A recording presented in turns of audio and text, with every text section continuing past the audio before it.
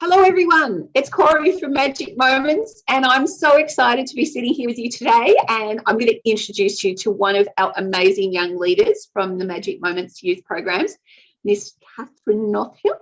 And we're going to talk to you today about how to engage with young people in your community. You know, I don't like to think of myself as old, but apparently I am. And, I know we all feel that we're young at heart, but actually engaging with the young people can be a bit terrifying for us oldies because, we're not hip and cool, and those words are probably not even okay anymore. I can see Kat laughing her head off. She's probably like, oh my God. So anyway, we just wanted to spend a couple of minutes of your time. We know you're really busy, so we're really grateful. Just sharing with you some ideas around how you can engage with young people in your community to get them involved with the Magic Moments program, but also, with your youth programs, or start to get conversations going about youth programs you can develop. So, Kat, do you want to tell all the amazing community bank people in our family a little bit about yourself? Hi, so my name's Kat. I went to Magic Moments when I was 17 years old, which that makes me old by youth standards, I suppose. But I was originally sponsored, and it really, ultimately, I can sit here and say it changed my life. I wouldn't be sitting here today probably if it wasn't for that first sponsorship that ultimately shifted my world and opened my horizons to a lot of different things. But now I work in disability. I've just come off my term as a youth counsellor for the City of Greater Bendigo, and I'm a youth leader and youth committee member for Magic Moments. So that's a little bit about me and who I am in my world. That's amazing. So what we wanted to talk to you specific today, Kat, was how do we actually engage with young people? I mean, I know you've determined yourself to be old by the standard of our target age range that is 14 to 17, but you're significantly closer to them than we are. So could you give us maybe some ideas about, ways that we can really create a connection with the young people and start to build those relationships so that when we put out invitations to things like Magic Moments, that the young people are more open or excited or interested in what as community banks, what we're putting out into the community. Mm-hmm. Yeah, of course. That's something that I think a lot of people don't really know or understand. And it's really a new concept of how can I engage with youth in a meaningful way that ultimately is good for them and good for us in terms of both things. But first and foremost, I want to encourage whoever's listening, whoever's watching, hi, but to encourage you for actually patting yourself on the back for actually wanting to step out and engage with young people and encourage them to be the community leaders that they are, because not a lot of people are doing it. It's a really untapped market. So I really encourage you and know that you're doing a really awesome job, whether you're just starting out or whether you're, years into that place. But engaging with young people doesn't have to be hard. It can be really, really easy. And that's one thing I really want to encourage you. It's so easy. You just got to take the bull by the horns. And the easiest way I can say that is don't do it tokenistically. Don't go out and try to gain a group of young people to participate in programs and stuff if you aren't going to actually hear what they have to say. And, one thing I was told is that you have 2 of these and 1 of these, use those in that ratio. And that's really about listening for the sake of listening and not listening to respond, and not say, well, okay, well, a young person comes to you and says, oh, there's this kind of going wrong in the community. And say, well, we do this already. But instead going, okay, well, we do this. How can we make that better for you guys? And have that conversation with the young people about what they want, because that's ultimately what they are. They live in a world where at school they're told by teachers what to do. At home they've got their parents, and then in the community they feel like I have to fit this mold that a lot of young people don't feel like they fit that mold. So encouraging and having that conversation about, okay, what would you like? How can we best do that? And here are the steps, and we'd love for you to be a part of that. And what does that look like for you? Another way, really, give them food. Kids love food. Like food, kids are there.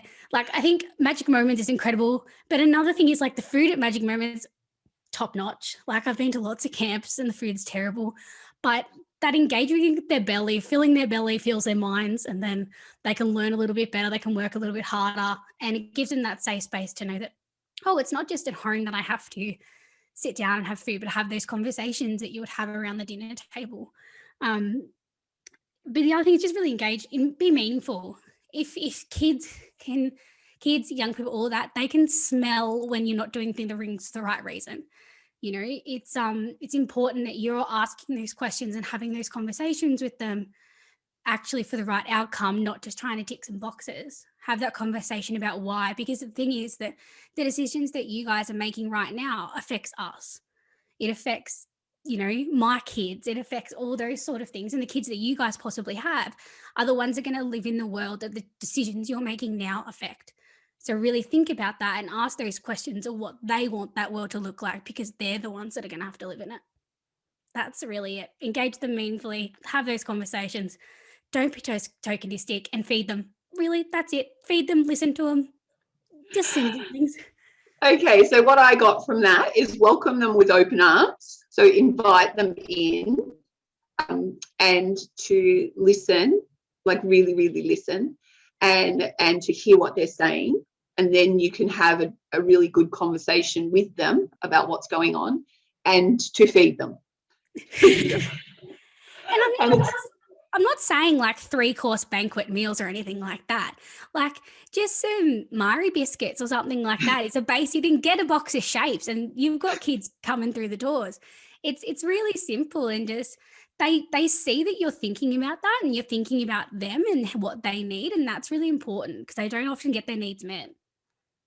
Okay, excellent. All right. So, and is there maybe a word of advice you can give for the banks about what to do after the young people have started engaging? So if say a bank was able to coordinate a group of young people to come to Magic Moments, and the young people attended, generally a lot of the banks will get the young people to come back and present to their boards to share with them what they've learned and how they've grown. But can you maybe give some ideas of just what sort of things they can do after, as they've started to build a relationship? Mm-hmm. Yeah, of course. I mean, one of the things that I really took away from Magic Moment, it's something that I sort of live and breathe in my everyday life, is that, you know, so it is in here, so it can be out there. And that there's really that emphasis put on young people at Magic Moments, that it's not just there that they can live this, you know, life of leadership and encouragement and all this sort of thing. It's, you can take that back to your everyday community, and it's about having that conversation with them. Okay, you learned that. How would you like to put that into practice? Asking those questions about what they learn, not just wanting to hear what they have to say, but asking those meaningful questions of, okay, you learned that. What does that next step look like for you? How did that make you feel?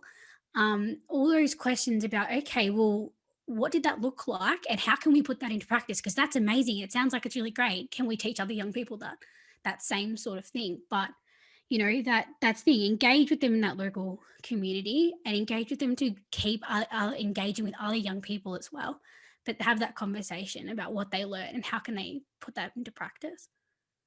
Excellent. So what I'm hearing for that is continue the engagement by actually having open-ended conversations, and then also engage the young people to engage other young people. So it becomes like a rolling snowball, just getting bigger and bigger, and more kids are coming along for the ride and getting, you know, getting to be a part of the learning experience. Mm-hmm.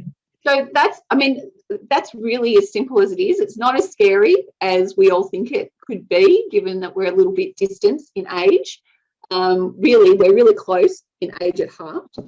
So thank you so much. We are really excited about the young people that you're going to be sending to Magic Moments this year, whether it's our online program or if you're watching this in a year when we're back in person. We're so excited. We can't wait for that year to come. But this year, we're in 2021, we're online again. So everyone, thank you. If you have any questions at all, please, we're here to talk to you at any time. You can call me if you want to ask some youth engagement questions. Kat is always available. She's going to be working with me now to make sure that we support the Bendigo Banks as best as we possibly can to really strengthen the youth engagement. So thank you so much. We look forward to speaking to you soon, and have an awesome day. Bye.